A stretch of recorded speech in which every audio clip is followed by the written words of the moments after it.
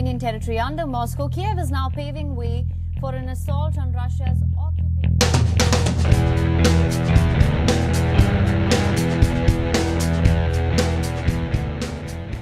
Desde el inicio de la contraofensiva del ejército ucraniano el 10 de septiembre, que ha expulsado a los rusos de Kharkov y grandes áreas del norte del país, ha comenzado a hablarse cada vez con más frecuencia de la posibilidad de que Rusia use armas nucleares.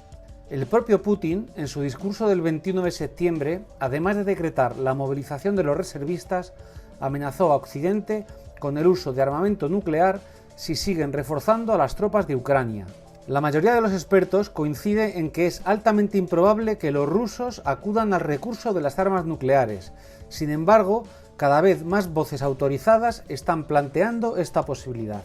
Llamó especialmente la atención las declaraciones de Rose Gottenmoeller, exsecretaria general suplente de la OTAN, en el programa Today de la BBC Radio, donde afirmó: "Ahora contraatacarán de formas realmente imprevisibles que pueden incluso implicar armas de destrucción masiva".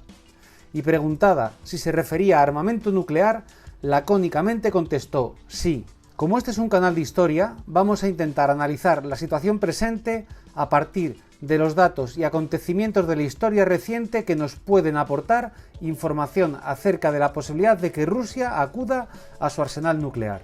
En primer lugar, vamos a analizar quién tomaría la decisión de usar armas nucleares. El protocolo nuclear de Rusia tiene su origen en la Unión Soviética. Allí, tras la etapa de total personalismo que había supuesto el gobierno de Stalin, el gobierno de la URSS estableció un protocolo colegiado para evitar que una sola persona pudiera tomar esa decisión. Rusia actualizó este protocolo en 2020 y su artículo 18 es rotundo y conciso. Dice: "La decisión de usar armas nucleares es tomada por el presidente de la Federación Rusa. Punto". Sin embargo, aunque la palabra final la tiene el presidente, debe hacerlo tras consultar al Estado Mayor Militar y al Ministro de Defensa, y el presidente tiene que presentar su decisión ante el propio Estado Mayor, que puede poner serias dificultades a su ejecución. El problema en este caso es que el régimen de Putin ha alcanzado unos niveles de personalismo tan altos que resulta difícil que ninguno de los miembros de su equipo se atreva a actuar en contra de las decisiones del presidente. Así se demostró, por ejemplo, antes de la invasión de Ucrania, cuando Putin humilló públicamente a Sergei Naryshkin, jefe del servicio de inteligencia ruso, por sugerir en los días previos a la invasión que había que agotar la vía diplomática antes de atacar Ucrania. В противном случае мы должны принять то решение, о котором сегодня говорится. Что значит, в противном случае вы предлагаете начать переговорный процесс? Нет, или признавать суверенитет республики? Говорите прямо. Я поддержу предложение о признании. Поддержу или поддерживаю? Говорите прямо, Сергей. Поддерживаю предложение. Так и скажите, да или нет. Да.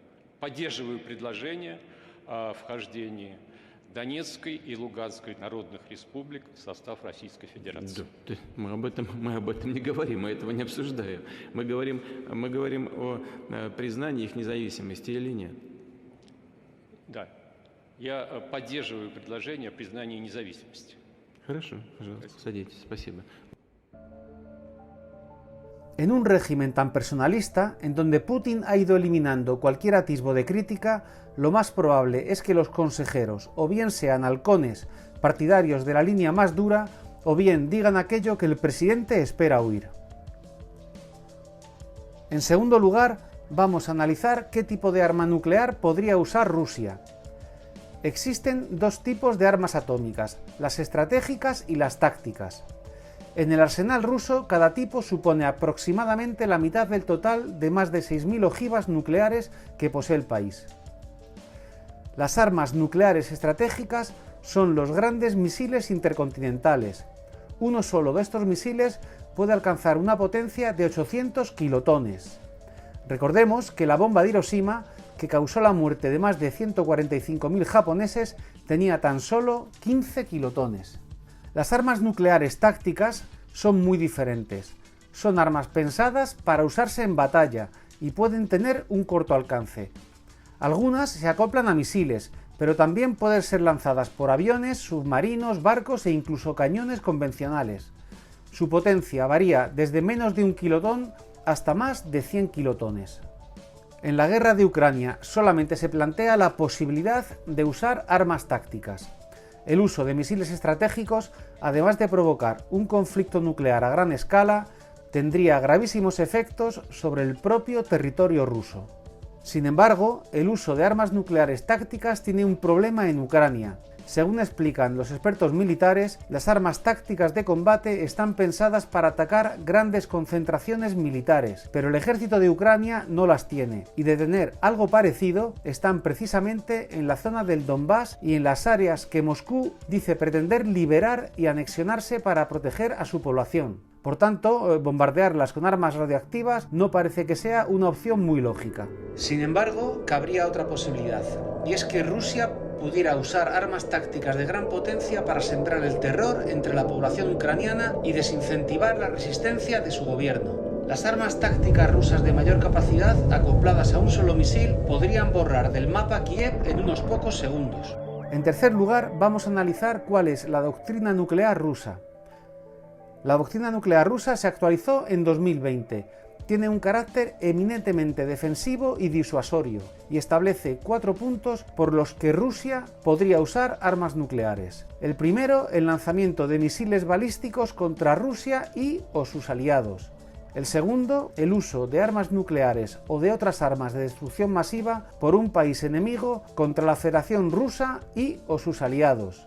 El tercero, un ataque enemigo contra instalaciones claves militares o gubernamentales rusas con el objetivo de neutralizar la capacidad de respuesta nuclear. Y el cuarto y último, una agresión contra la Federación Rusa con armas convencionales si la existencia del Estado resulta amenazada.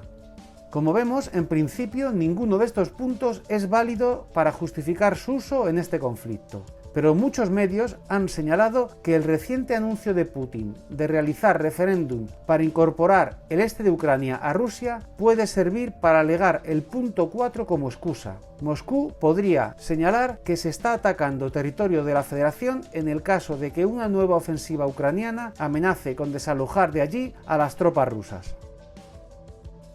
Vamos a hacer un análisis más valorativo sobre los factores a favor y en contra que pueden impulsar a Putin a utilizar armas nucleares. En principio, son mucho más los factores que frenarían un ataque nuclear ruso. Además de la escalada imprevisible en el conflicto internacional que se abriría con el uso de armas atómicas, hay muchos más motivos que pueden frenar a Putin. Por un lado, no se sabe cuál sería la reacción interna ante un paso de semejante gravedad. Con la movilización de reservistas de mediados de septiembre, ya han comenzado protestas callejeras que no se habían visto desde que comenzó la invasión. Por tanto, parece que empieza a emerger un cierto malestar, a pesar del férreo control social del gobierno ruso. Por otro lado, los principales aliados de Rusia, China, Turquía y la India, están desmarcándose de la escalada militar y muestran su preocupación por las consecuencias de la guerra. Hay que recordar que China e India son los países que en la actualidad están ganando otra guerra mundial, la guerra económica, y una guerra convencional es una seria amenaza para su anhelada hegemonía global. Por su parte, Turquía teme directamente los efectos sobre su territorio que pudiera tener un ataque nuclear. Además, en Ankara siempre pesa más la visión de Rusia como una amenaza secular que la de un aliado coyuntural contra Occidente.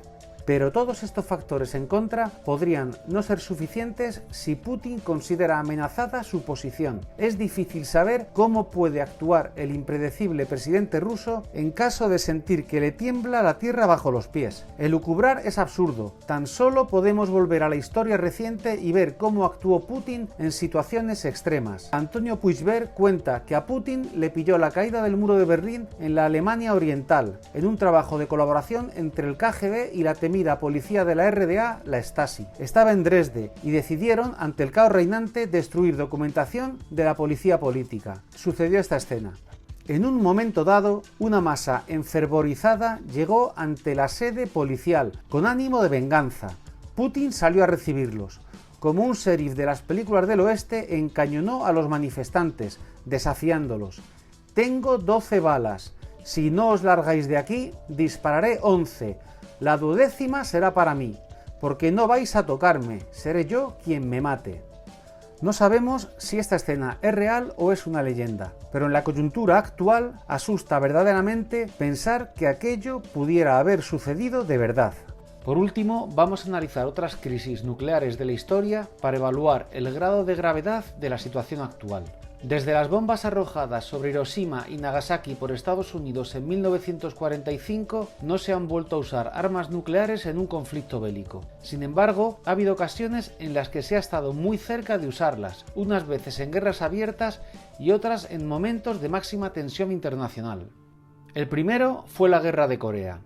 Cuando el 25 de junio de 1950 las tropas de Corea del Norte apoyadas por China cruzaron el paralelo 38 e invadieron Corea del Sur, el general Douglas MacArthur, comandante de la misión de las Naciones Unidas para Corea y responsable de las tropas de Estados Unidos en el Pacífico, presentó al presidente Truman un plan para ganar esa guerra. En palabras del propio general, habría lanzado entre 30 y 50 bombas atómicas tácticas sobre sus bases aéreas y otros depósitos situados a lo largo de la franja de Manchuria.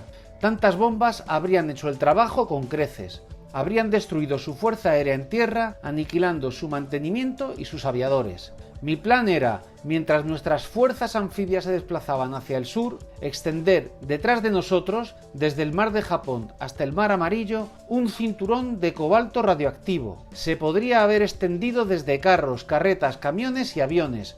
No es un material caro. Truman, que ya tenía suficiente cargo de conciencia por las 2 bombas lanzadas sobre Japón, no tardó en destituir al agresivo general y enviarlo a la reserva. La más peligrosa de todas las crisis nucleares que han sucedido hasta el momento fue posiblemente la crisis de los misiles de Cuba en octubre de 1962. Cuando los servicios de vigilancia de Estados Unidos descubrieron que en Cuba se estaban instalando misiles soviéticos, el gobierno del presidente Kennedy ordenó el bloqueo de la isla y amenazó con bombardear y destruir las instalaciones si el gobierno de la URSS no aceptaba su desmantelamiento inmediato. El mundo tembló durante los 13 días que la Armada estadounidense cercó a la isla a la vez que barcos soviéticos se dirigían hacia allí, presuntamente con más misiles. Todos los países de la Tierra asistieron en tiempo real a una cuenta atrás que podía haber provocado una guerra entre las 2 grandes superpotencias. En esos días hubo uno de especial peligro, aunque en aquel momento casi nadie se enteró. El 27 de octubre por la mañana, un avión de reconocimiento estadounidense fue derribado sobre Cuba, llevando la crisis hasta la máxima tensión. Pocas horas después, otro avión estadounidense penetró en el espacio aéreo soviético por el estrecho de Bering y varios aviones MiG de la URSS salieron en su persecución. Pero lo más peligroso sucedió en la zona del bloqueo naval. Un submarino soviético fue detectado mientras intentaba burlar el bloqueo. Un destructor de Estados Unidos creyó que el submarino era una amenaza y lanzó cargas de profundidad con la intención de obligarlo a emerger. El comandante del submarino consideró que lo estaban atacando, por lo que dio orden de lanzar un misil nuclear táctico contra el destructor. Por fortuna, el protocolo soviético obligaba a una decisión colegiada de los 3 oficiales de mayor rango de la nave, que no se pusieron de acuerdo. De esta forma, el submarino emergió a la espera de recibir instrucciones. Aparte de estas 2 grandes crisis, ha habido otros incidentes que provocaron enorme peligro nuclear entre las 2 superpotencias de la Guerra Fría, casi siempre causados por fallos técnicos o por errores humanos. Hubo alertas nucleares por fallos de interpretación de los datos de satélite o los sistemas de detección en 1962, 1979, 1983 y 1995. Y también en 1983, en pleno rebrote final de la Guerra Fría, unas maniobras militares rutinarias de la OTAN fueron interpretadas como la preparación de un ataque por los sistemas de defensa de la URSS y a punto estuvieron de provocar una respuesta nuclear masiva. Como vemos, durante las últimas décadas el mundo ha estado varias veces al borde de una confrontación nuclear.